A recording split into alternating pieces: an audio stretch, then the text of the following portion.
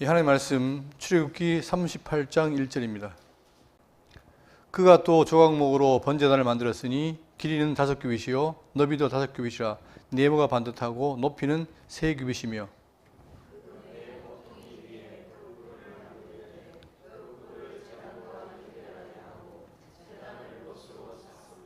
제단의 모든 기구 곧 통과 부삽과 대야와 고기 갈고리와 불 옮기는 그릇을 다 노스로 만들고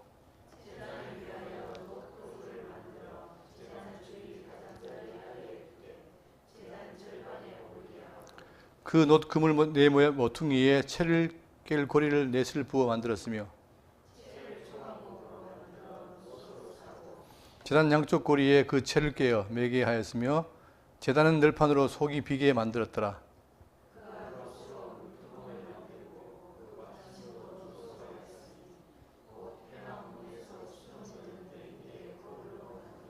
아멘. 이제 출애굽기가 이제 끝날 때가 돼 가는데 오늘은 성막기구 제작이 완료가 됩니다. 이제 하나님께서 모세에게 모든 것을 명령하시고 시간을 보였죠. 그 보인 대로 필요한 사람들을 불러서 그들에게 지혜를 주고 영을 주어서 만들게 하십니다. 그게 다 만들어진 거예요. 어제도 말씀드렸지만 구약에는 성경 전체는 언약과 성취다.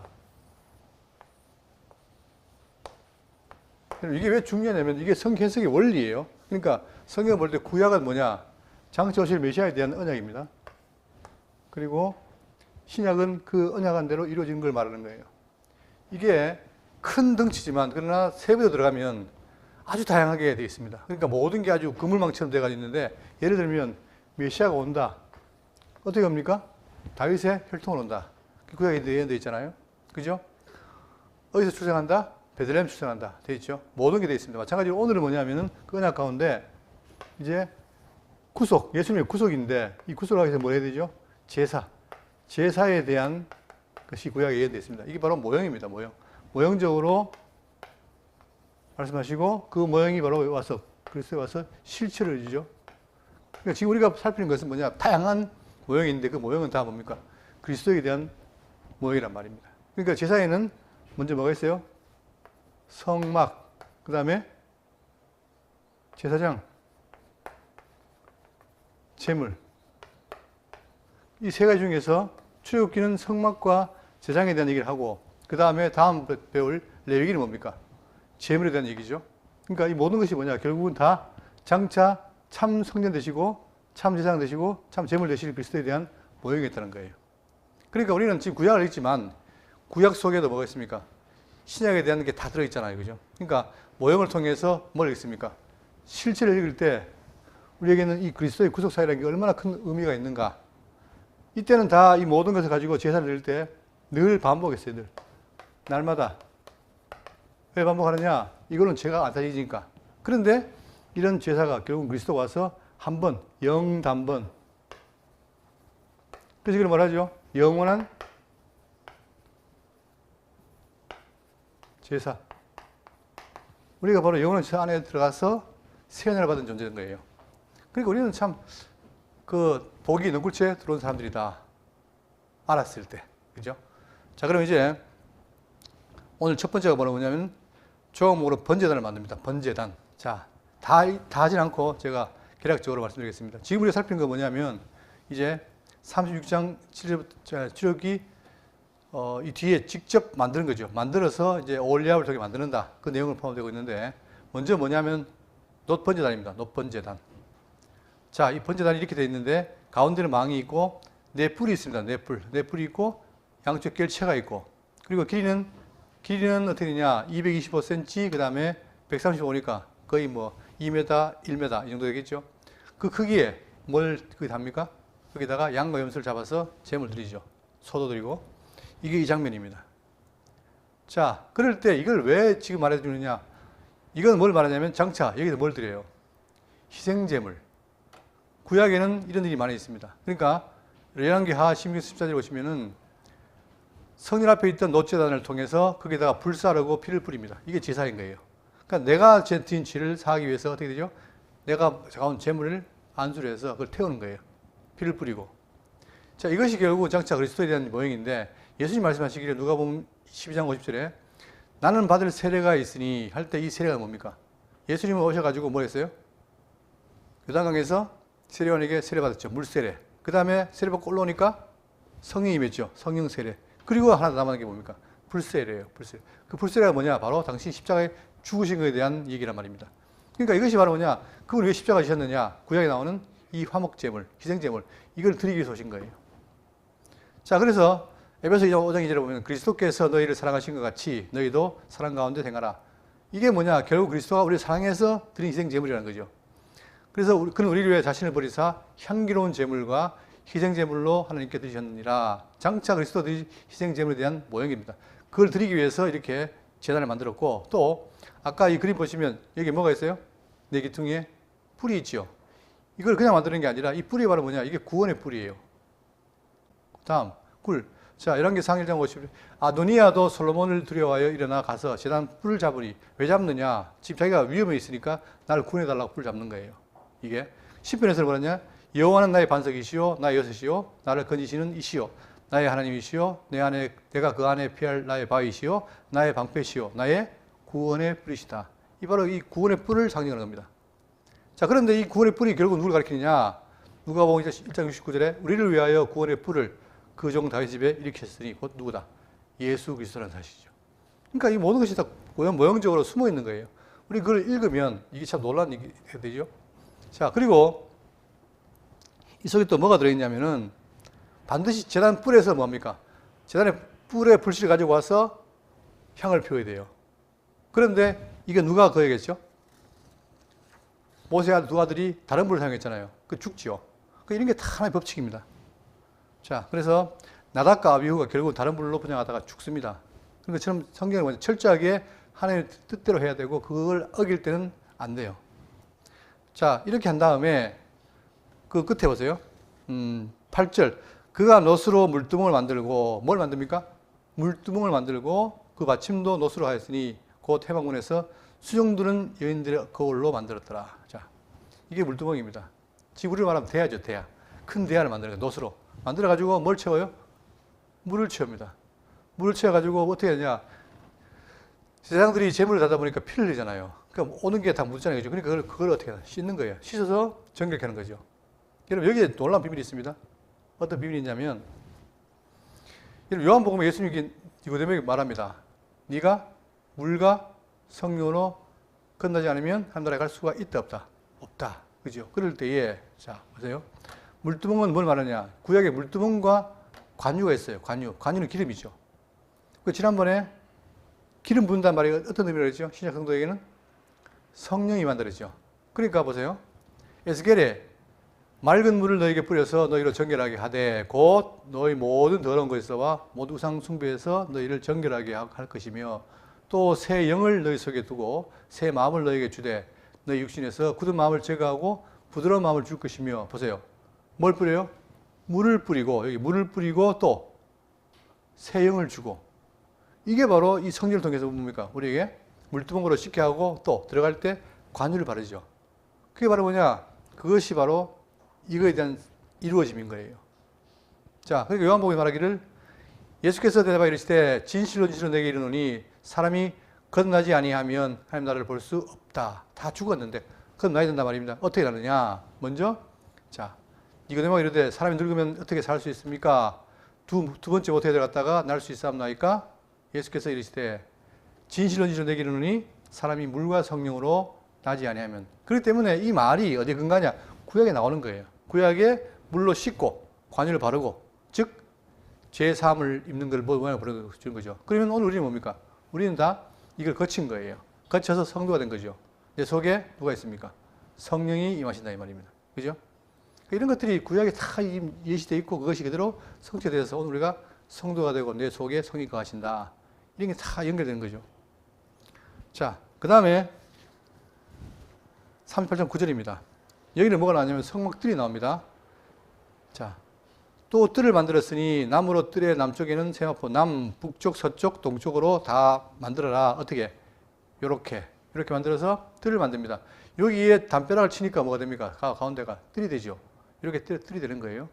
자, 만들어라. 길이가 자 50m 길게, 그 다음에 10m 이런 식으로 만들어라는 거예요. 그러면 딱 치니까 속에 성막이 들어가고 여기 물두멍 번제단이 있으니까 갖춰지는 거죠. 이게 성막의 구약에. 자, 그런데 이 성막이 의미하는 바가 큽니다. 뭐냐면 첫 번째 뭘 의미하냐면, 여러분 여기에 누가 못 들어가요? 누가? 죄인은 들어갈 수가 없죠. 그러니까 뭘 가지고 들어가야 돼요? 짐승 잡아서 드려야 되잖아요. 그죠? 철저하게 이 성막은 뭐냐? 죄인이 들어갈 수 없다는 거예요. 불결한 자를 근절을 막 막는 거예요. 그 다음 두 번째.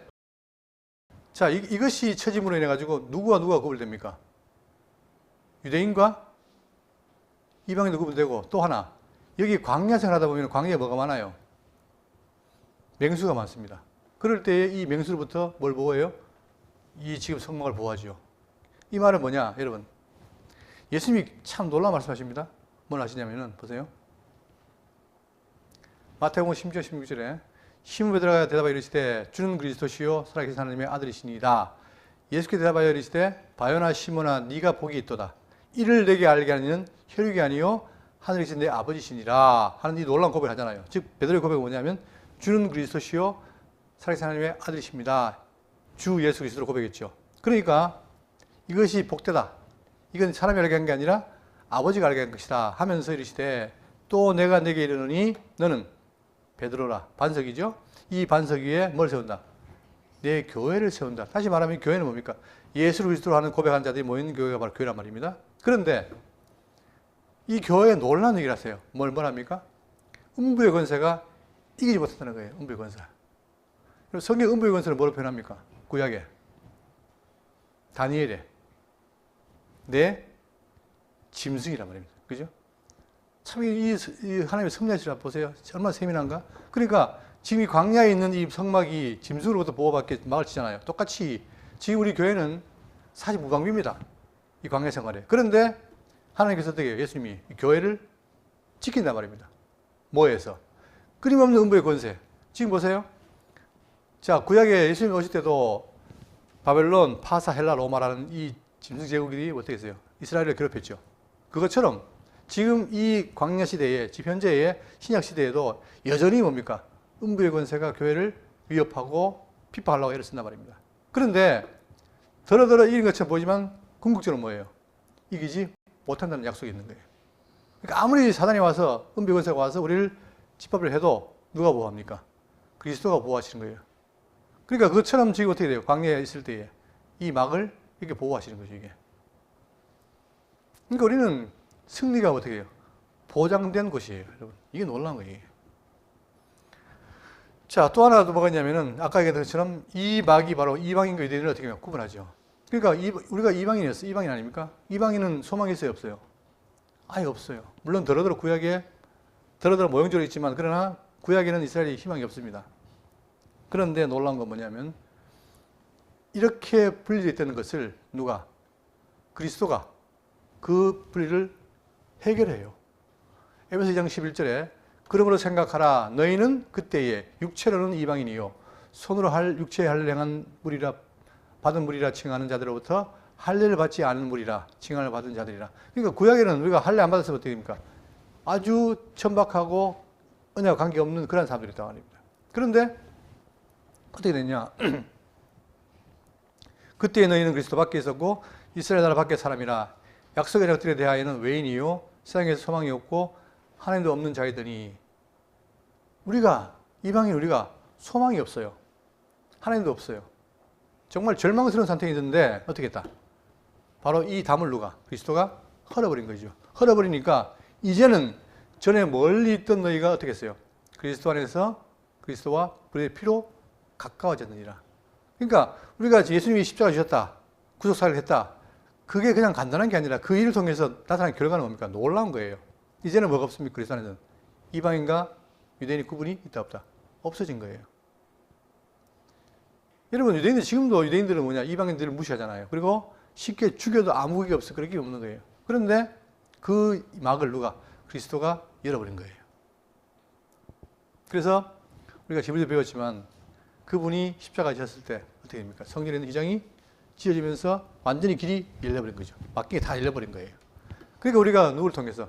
예수 그리스도를 통해서 하나님께 나아가고 기도할 수 있는 거 아닙니까? 지금 우리가 신약교회에서 기도할 수 있다는 게 놀라운 특권인데 이게 바로 그리스도에 이르시는 그 반문이라는 사실입니다. 자, 그리고 또 하나. 그 다음에 이 성막은 뭐냐? 길이 어떻습니까? 유일하게 이거밖에 없어요. 이 문밖에 없어요. 근데 예수님이 뭐라고 하시냐면 이게 지금 그 성막에 대한 지금 이해입니다. 뭐라고 하냐면 하나님께 나가는 유일한 길이라는 거예요. 자기가. 당신이. 자, 요한복음 10장 7절에 그러므로 예수께서 다시 이르시되 내가 진실로 진실로 너희에게 말하노니 나는 뭐다? 양의 문이다. 양에 들어오는 문이라는 거예요. 근데 나보다 먼저 온 자는 다 절도요 강도니 양들이 듣지 아니하였느니라. 그러니까 양은 뭘 듣습니까? 목자의 말을 듣는 거예요. 그죠? 그러니까 그분만이 뭡니까? 양의 문인 거예요. 다른 데는 없어요. 다 강도요? 적이란 말입니다. 또 말씀하시기를 요한복음 14장 6절 여러분 이런 구절들이 자꾸 반복되는 이유가 뭐냐면 이게 성경의 중심인데 이걸 자꾸 이해를 하고 폭을 넓혀야 돼요. 우리가. 그래야 이제 성경을 암송 안 해도 딱 보이는 거예요. 보여야 다음에 성경을 볼 때 그 깊이를 알 수 있죠. 자, 예수께서 이르시되 내가 곧 길이요 진리요 생명이니 제가 늘 말씀드리죠. 옛날에 빵 먹을 때 삼립빵인가 빵 봉지에 나와요. 이게 그냥 교회 나가니까 붙였구나. 그 깊이가 있습니다. 바로 뭡니까?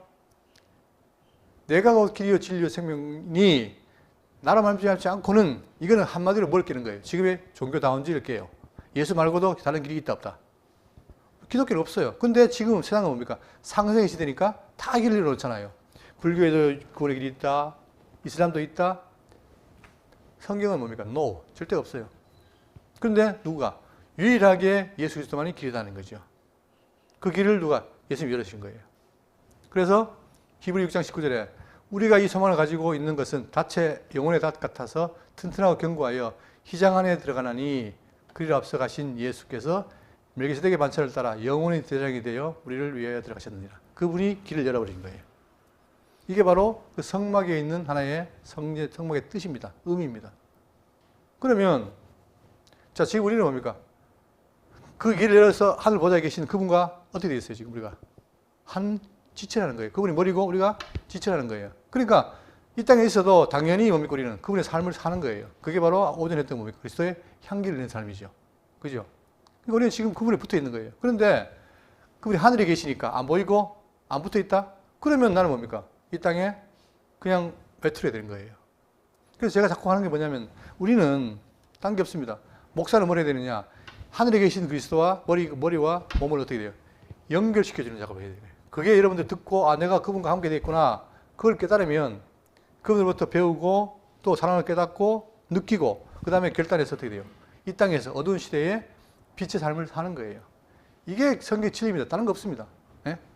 그런데 어제 얘기했지만 점점 기독교가 이제 이 길을 자꾸 구원파적인 생각으로 벗어나게 되는 거예요. 그러니까 기독교가 뭐 없냐 지금. 왜 암흑이냐. 말만 비추고 말만 소금이라는 거예요. 실제로 빛과 소금의 삶을 삽니까 안 삽니까? 안 살아도 구원파는 이미 구원받았기 때문에 아무 거리낌이 없어요. 그런데 그 구원파의 그 구원을 어떻게 된다? 다시 제거해 봐야 된다. 정말 구원이 있는 것이냐? 성경은 구원받으면 어떻습니까? 구원받은 대로 삶을 산다고 하는데 안 살면서도 내가 구원받았다? 그 거짓말이에요, 참말이에요? 그건 거짓말인 거예요, 여러분. 이러면 우리가 다 행위에 걸리면 다들 길을 못 써요. 내가 못 행하는데. 근데 우리의 행함은 뭡니까? 내가 하는 게 아니라 내 속에 성령께서 깨달으면서 하게 하신다는 거예요. 작은 거라도. 문제는 뭐냐? 내가 그 생명이 붙어 있느냐? 그래서 그분의 뜻을 보고 그런 삶을 살려고 방향을 트느냐? 이게 중요한 거예요, 여러분. 그러면 우리 신앙의 정도에 따라서 맞는 삶이 나오는 거예요. 그러니까 우리가 지금 제가 그러잖아요. 예정을 왜 하셨느냐? 예정의 목적이 뭐냐? 너는 구원받았어, 너는 안 받았어. 이걸 하라고 하는 게 아니라 예정의 목적은 바로 뭐냐면 거룩하고 흠이 없게 사느냐? 이게 중요한 거예요. 만약에 이 땅에서 내가 거룩하게 흠이 없게 살려고 애를 쓰고 산다면 나는 뭡니까? 그분의 예정에 포함되는 거예요. 그러나 예정을 받았다고 하면서도 내가 삶을 안 산다면 그것은 포함이 안 된 거예요. 자기 혼자 착각하는 거예요. 지금까지 많은 기독교인들이 구원파적인 믿음으로 나는 구원받았어. 이 말을 쉽게 했는데 문제는 뭐냐? 그 구원받았다는 증거는 바로 뭐냐? 삶이라는 거예요. 이거는 성경이 계속해서 반복하는 것이고 결국은 이게 다라고 해도 과언이 아니에요. 그러니까 바로 이 지금 이 성막에 관한 것도 바로 여기에 대한 그리스도와 관계를 말하고 있다. 그렇기 때문에 우리는 끊임없이 지금도 우리를 보호하시는 그분을 생각하면서 내가 그분에 붙어 있는 지체라는 사실을 늘 갖고 내가 어떤 위치에 있는가를 확인해야 되는 거예요. 그럴 때 우리 속에서 말할 수 없는 뭐가 뭡니까? 기쁨과 이게 생기는 거죠. 여러분, 그 얼마 전인가, 얼마 전이 좀 오래됐죠. 히말라야 등반 다 사람이 막습니다. 왜? 올라가면 죽을 수 있으니까. 그런데 정작 그 산악인들 어떻게 합니까? 죽은다 해도 가요. 왜 그럴까요? 그 사람이 산에 왜 갈까요? 그 속에 산에 가고 싶은 열망이 어떻게 됩니까? 그 사람을 안 가게 못 beg입니다. 그것처럼 우리가 성도의 삶을 산다는 것도 뭐냐? 결국은 내가 움직여서 하지만 그러나 내 속에 강력한 뭐가 있어요? 동인이 있습니다. 즉 우리가 그리스도의 편지인 것처럼 내 마음에 그 사랑이 감동하면 이 어두운 시대에 뭐예요? 내가 빛의 삶을 살려고 하는 것이 발동한다는 거죠. 그게 바로 살아계신 성령의 역사라는 사실입니다. 그러니까 지금 성령론에 대해서 지금 많이 부족하다 보니까 그것이 그렇지만 그러나 성경은 분명히 꾸준히 우리에게 성령의 역사하시고 함께한다는 사실을 말하고 있죠. 자, 그렇게 보시고 그 다음에 21절입니다. 이제는 성막을 지을 때에도 모든 물목을 지금 말하고 있는데 성막 곧 증거막을 위하여 레위 사람이 쓴 재료의 물목은 제사장 아론의 아들 이다말이 모세의 명령대로 계산하였으며 유다 지파 훌의 손자요 우리의 아들인 부살렐은 여호와께서 모세에게 명령하신 모든 것을 만들었고 또 단지파 아이사박의 아들 올리압이 그와 함께 하였으니 올리압은 재능이 있어서 조각하며 또 청색, 자색, 홍색 실과 가는 배실로 수놓은 자들아 수를 낳았고 그 다음에 성소 비용 건축 비용으로 드린 금은 성소 세겔로 29달란트와 730세겔이며 계수된 회중이 드린 은은 성소의 세겔로 100달란트와 1775세겔이며 하여튼 많이 있습니다. 이런 걸 다 받았다는 거예요. 자, 그리고 이것으로 30절 이것으로 회막문 기둥 받침과 놋재단과 놋그릇 그물과 재단의 모든 기구를 만들었으며 뜰 주위의 모든 기둥 받침과 그 위장문의 기둥 받침이며 성막의 모든 말뚝과 뜰 주위의 모든 말뚝을 만들었더라. 여러분 이 만들기 전에 뭐가 있습니까? 하나님의 모세를 통한 하나님의 뭐가 있죠? 명령이 있어요. 자, 우리가 지난번 봤지만 여호와께서 너에게 명하사 행하게 하신 말씀 하잖아요. 이게 대전제예요. 그러니까 지금 하나님께서는 뭐냐? 이들을 광야에 불러놓고 다 죄인인데 의롭다 해놓고 그들을 위해서 뭡니까? 여전히 함께하기 위해서 이걸 명령하신 거예요. 자, 이게 왜 중요하냐면은 세상 어떤 나라에도 하나님과 함께한 존재가 없어요. 다 죄인이니까. 그런데 유독 하나님 택한 백성인 이들에게는 뭐냐? 함께하겠다. 그리고 함께해서 너희를 거룩하겠다는 약속이 있는 거예요. 그러다 보니까 이 성막은 뭘 말하느냐? 그 속에 지성소에 뭐가 있죠? 언약궤가 있죠. 거기에 법궤가 있는 것처럼 거기 두 돌판이 십계명판 있고 이건 뭐냐? 하나님과 함께한다는 그 증거 아닙니까? 그러니까 함께함으로 인해서 하기 위해서 어떻게 하느냐? 여호와께서 명하사 행하게 해요. 그러니까 지난번에 얘기했던 것처럼 이 명령문, 성령의 명령은 뭐냐? 우리가 상대적인 명령은 내가 명령하고 누가 따라 수행해야 되는데 성령은 그게 아니라 하나님은 뭐예요? 명령하시고 수행할 능력이 없는 우리를 명령을 따라 수행하도록 하신다는 거예요. 이게 하게 하시는 거죠. 그러니까 하게 해서는 뭐냐? 우리를 죄인을 거룩하게 해서 함께 하겠다. 이 이마누엘의 의미가 포함되어 있는 겁니다. 그러니까 성경의 명령은 다 이루어지게 돼 있죠. 하나님 능력으로. 그 지난번에 얘기했던 것처럼 자 보세요. 내가 내게 지할 땅 갈대우르에서 가나안 땅을 가라. 그때 갈대우르는 대도시예요. 그런데 이 가나안 땅은 뭡니까? 완전히 시골이에요. 그러면 인간적으로 가고 싶은 마음이 없겠죠. 물론 뭐 말년에 뭐 낙향해가지고 전원생활하겠다 싶으면 모르지만 대부분 사람들이 안 갑니다. 그런데 어떻게 합니까? 하나님께서 그에게 아브라함에게 마음을 주신 거예요. 이런 것처럼 모든 명령은 하나님이 이루신다. 그런데 지금처럼 뭐냐? 이런 모든 물목을 어떻게 하느냐? 여기 보세요. 자, 하나님께서 명령하시는 그 일을 위하여 지명하여 부릅니다. 사람을 지명하여 불렀죠. 올리압과 부살렐, 그 다음 이다말 부르잖아요. 불러가지고 그에게 영을 충만하게 합니다. 하나님 영. 신약 백성들은 성령이 임하는 것처럼 영을 충만하게 해서 지혜와 총명과 지식으로 일을 하게 합니다. 어떻게? 거주 자재를 잘 관리하게 하고 그 다음 모든 항목을 만들게 하고 그 다음에 모든 것을 바치겠다. 이렇게 해서 하나님의 뜻을 다 이루시는 거죠. 마찬가지로 오늘 우리가 신약의 성도들로서 뭐냐, 하나님 나라에 계신 그분 머리에 지체인데 우리가 그분의 분량까지 나아가는 데 있어서 가지고 우리 부족하잖아요. 근데 이 한 몸이 되도록 해서 그분이 어디까지 그리스도의 분량까지 우리를 키워가는 거예요. 여러분과 저는 뭡니까? 각자의 하나의 도구로서 그분의 능력에 의해서 그분의 지체로서 하나가 되기 위해서 자라간다 이 말입니다. 그게 완성이 되면 어떻게 됩니까? 그러면 주님이 주님의 소리를 영원한 나라에 들어가는 거예요. 그럼 우리에게는 뭡니까? 모든 것이 승리로 보장되어 있는 정말 기가 막힌 삶이다. 그러나 더러더러 반드시 이 진리하는 자들에게 뭐가 있습니까? 핍박이 있어요. 그러나 그 핍박을 참고 인내할 수 있는 힘도 그분이 주신단 말입니다. 그죠? 이게 다 하게 하시는 거예요. 그러면 우리는 뭐냐? 그분과 함께 살면서 하게 하심을 통해서 내가 그리스도의 지체가 되어가는 것. 점점 자랄수록 어떻게 됩니까? 그 농도와 깊이는 커지겠죠. 그러니까 우리 교회 생활을 바로 하면 우리의 삶은 정말 놀라운 삶이 됩니다. 이걸 맛을 봐야 돼요, 우리가. 자, 이렇게 해서 38장은 끝나고, 그 다음에 이제, 자, 39장은 뭐가 나오냐면, 아까 얘기했죠? 지금까지 성막에 대한 얘기는 이제 끝났어요. 성막은 다 만들어, 다 지었고, 다 끝났고, 남은 게 제사장입니다. 이 제사장. 이 제사장은 바로 뭐냐? 이스라엘 백성의 죄를 위해서 딱 한 사람 정합니다. 아론 지파죠. 저에서 그에게 이제 하는데, 먼저, 39장 1절입니다.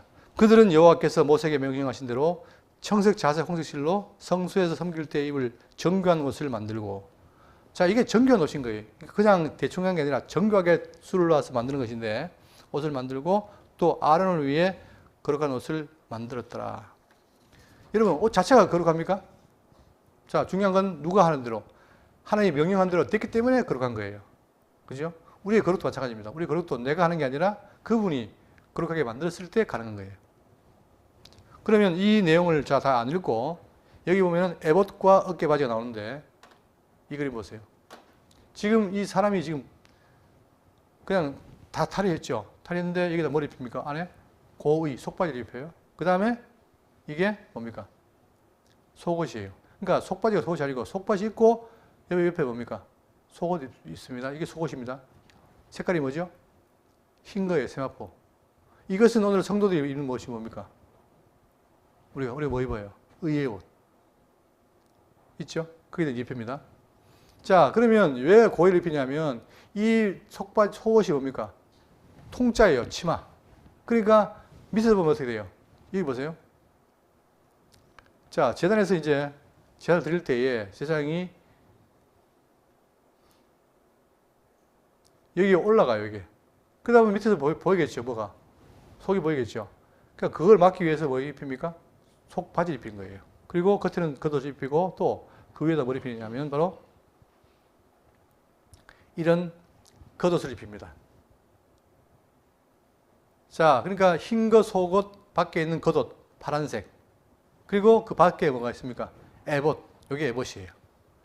에봇을 입히는데 양쪽에 띠가 있습니다. 띠가 있고 각 어깨마다 뭐예요? 6개씩 호마노를 답니다. 즉 12지파를 양쪽에 하는 거죠. 그리고 띠를 하고 그 다음에 가운데에 뭐냐? 판결패를 다는 흉패를 다는데 이 흉패에다가 각 보석을 어떻게 합니까? 4줄, 4개, 3줄, 12개죠. 이게 다 뭡니까? 12지파를 상징하는 거예요. 그러니까 제사장은 들어갈 때 뭐냐? 온몸에 뭐가 있습니까? 이스라엘 12지파를 다 대신에 들어가는 거예요. 그죠? 그리고 여기에 판결패 가운데에 여기에 막이 있습니다. 안에 뭐가 있어요? 주머니가 있죠? 거기 뭐가 넣어요? 거기다가 우림과 둠임을 넣습니다. 판결을 사용하는 거예요. 그리고 자, 여기는 뭐냐? 제사장의 관이 있고 그 다음에 대제사장의 관이 있습니다. 차이가 나죠? 약간 뾰족하고 요만하고. 그리고 중요한 건 뭐냐? 이마에 뭐가 있습니까? 성패가 있어요. 여호와께 거룩, 성결 이런 패를 달고 다닙니다. 그러니까 지금 뭐냐? 제사장이 12지파 대신해서 나갈 때 이 성결이라는 말 때문에 어떻게 하나님께서 그들을 용서하는 거예요. 자, 이렇게 모두 철저하게 하나님이 뭡니까? 이 제사장들을 어떻게? 필요에 의해서 사용하신 거예요. 자, 그리고 8절부터 21절까지는 흉패, 그 다음에 겉옷, 그리고 뭐 두건, 관, 속바지, 띠와 제작 모든 것을 다 만들어서 입혀놓은 게 바로 이 모습입니다. 이 모습. 양쪽 다.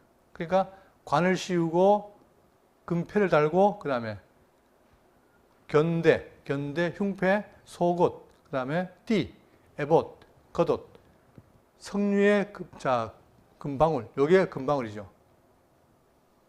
왜 이렇게 하셨는가? 이게 이제 지금 장차 이스라엘 백성들이 제사 드릴 때 대제사장이 하는 복장입니다. 자, 그러면 먼저 여기에 뭘 입혔죠? 복장을 입혔죠. 그랬을 때에 이 복장, 이것이 뭘 의미하는가? 신약에 와서 예수님이 그래요. 임금이 손님들을 보러 들어올 때 거기서 예복을 입지 않은 사람을 보고 이르되 친구여 어찌하여 예복을 입지 않고 여기 들어왔느냐? 손님을 정해놓고 혼자 집에 왔는데 예복이 없어요. 그러니까 왜 안 입었느냐? 하니 아무 말도 못하거늘 어떻게 했다? 임금이 사원들에게 말하되 그 손발을 묶어 바깥 어두운 데에 내던지라. 거기서 슬피 울며 이를 가게 되리라 하면서 청함을 얻은 자는 많되 택함인 자는 적다는 거죠. 즉 많이 청했는데 정작 왔는데 보니까 택한 자가 적다는 거예요. 그럼 택한 자가 누굽니까? 뭘 입은 자? 예복을 입은 자. 그죠? 그러니까 하나님께 나갈 때 예복이 있어야 되는데 그것을 바로 말하는 거예요. 그리고 계시록에도 그에게 빛나고 기꺼운 세마포옷을 입도록 허락하였으니 이 세마포옷은 성도들의 옳은 행실이로다. 바로 이걸 입힘으로 말미암아 우리에게 뭡니까? 죄를 덮어주는 거예요. 그래서 우리를 칭의하죠. 칭의. 의롭다 칭한다. 여전히 죄인이지만 옷을 덮어서. 자, 그리고 지금 이 모든 내용들은 바로 뭐냐면은 뭘 가르치냐면 그분이 구약에 있는 모든 이 제사장들은 뭡니까? 장차 오실 그리스도에 대한 모형인 겁니다. 그죠? 그리고 아까 얘기했던 것처럼 자, 뭘 달겠죠? 금방울 달겠죠? 그 이유가 뭡니까? 그 이유가 첫 번째는 뭐냐면은 자, 일단은 백성이 대표 자격으로 나가서 그들이 나가는데 어디까지 나가요? 어디까지? 여기 보세요. 여기에서 뜰에서는 뭡니까? 레위인들이 일을 해요. 각종 허들 일을 합니다. 그 다음에 제사장들은 어디까지 뭡니까? 성막까지 들어가요. 성소까지. 그런데 1년에 한 번 이 안에 뭐가 있어요? 지성소. 여기에는 누가 들어갑니까? 바로 대제사장만 들어가는 거죠. 그럴 때에 그가 아까 입었던 옷을 입고 들어가는 거예요. 흉패를 붙이고 그 다음에 에봇을 입고 그죠? 나갑니다. 그럴 때 대표에서 나갈 때에 나가는데 뭘 달았습니까? 금방울 있죠. 그러면 이 제사장이 죄사함을 하나님께 했을 때 죄가 사해졌느냐 안 사해졌느냐는 뭡니까? 방울이 움직이면 죄사함이 된 것이고 안 움직이면 죽은 거죠. 죽었단 말은 죄사함이 안 됐다는 거죠. 그럴 때에 그 묶었던 끈을 가지고 그를 끌어내는 일을 합니다. 이게 바로 하나님께서 이를 통해서 우리에게 죄 사함의 원칙을 보여주는 거죠. 자, 그리고 아까 했던 그 관, 머릿속에 있는 이 간, 여호와의 성결, 이것도 그렇고 이 모든 게 다 의미하는 바가 있습니다. 그렇기 때문에 우리는 지금 방금 구약을 살피고 있지만 이 내용들이 바로 다 뭐라는 거예요? 앞으로 오실 누구에 대한? 메시아에 대한 예표라는 사실입니다. 그러니까 구약에는 다양하게 있지만 결국은 다 뭐로 모아져요? 그리스도의 사역으로 모아지는 거죠. 그죠? 자, 여기에 대해서 이제 정리를 하면 아까 얘기한 것처럼 구약의 제사는 뭡니까? 제사의 3요소는 뭐냐면 성막, 제사장, 그 다음에 제물이에요. 레위기는 제물을 배웁니다. 그런데 이 세 가지가 있어야 제사를 드리는데 바로 이 세 가지는 장차 오실 누구에 대한? 메시아에 대한 모형이라고 그랬죠. 이거를 뭐가 말하느냐?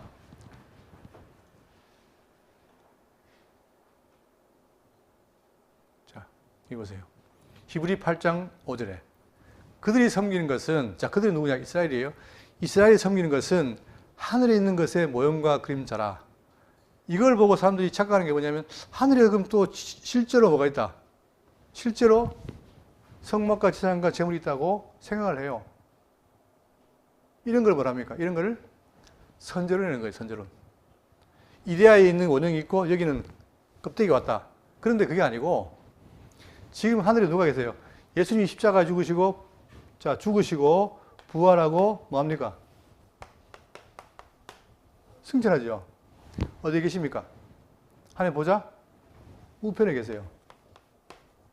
자, 하늘 보자 우편에 계신 분이 누구예요? 예수 그리스도죠. 잘 보세요. 거기 보세요. 하늘에 있는 것의 모형과 그림자라. 하늘에 누가 있어요? 예수님이 계신데 이 예수님이 실체라는 거예요. 뭐에 대한? 구약에 있는 성막과 제사장과 제물에 대한 실체라는 거예요. 그죠? 그러니까 이것은 뭐냐?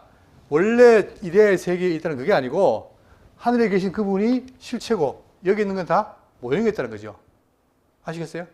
이 중요합니다. 왜냐하면 지금 이 기독교 내에도 영지주의와 그 다음에 이 철학적인 이론이 가득 차 있어요, 여러분. 그걸 제거해야 돼요. 특히 말씀운동은 옛날에 우리 창조에 대한 것도 창조가 뭐냐 했을 때 창조가 뭡니까? 일반 전통신학에서 뭐예요? 없는 것이 있는 것을 하는 것이 창조예요. 무에서 그런데 우리 뭐라고 했습니까? 영원한 것이 시공형으로 드러난 것이다. 그러니까 영원한 것이 시공형으로 드러나면 자, 영원한 것이 원래 있어요. 영원한 것이 있는데 이것이 시공형으로 드러났다. 그러면 드러난 것이 이것이 창조다. 그러면 자, 이거는 뭡니까? 창조된 것입니까? 안 된 것입니까? 이 영원한 것. 창조가 안 된 거죠. 그죠? 그러면 보세요.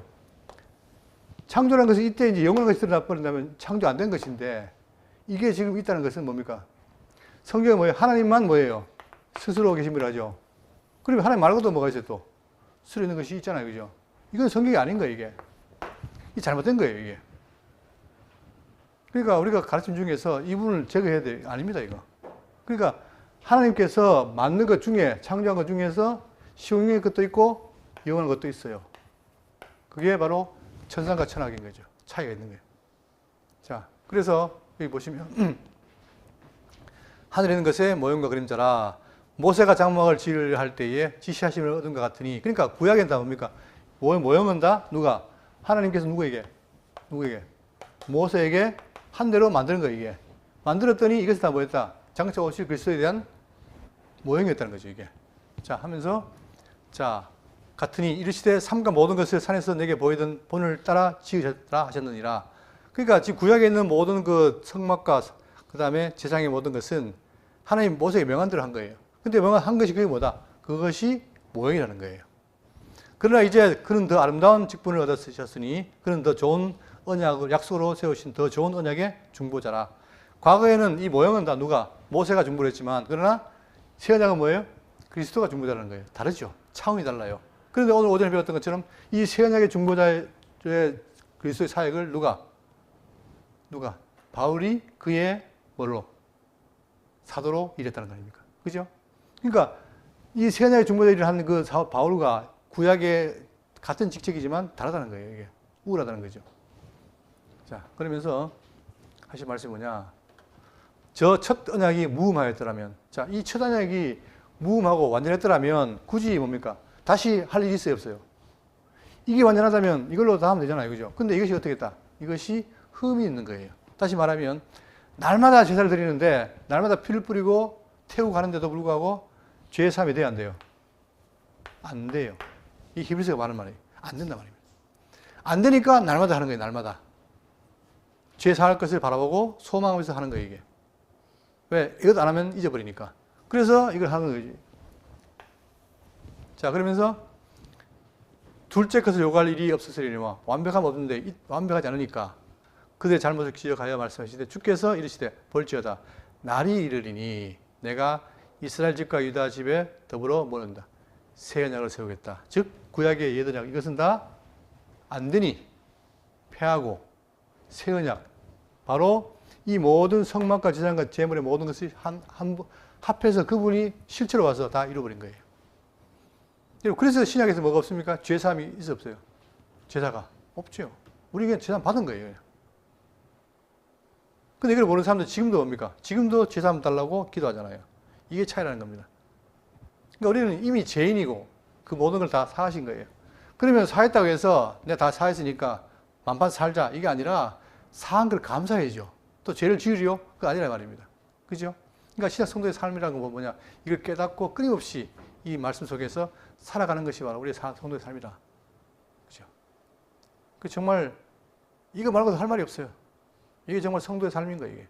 그걸 다 마련해놓고 우리가 살라는 거예요. 그러면 어떻게 사는 것이냐? 잘 사는 겁니다.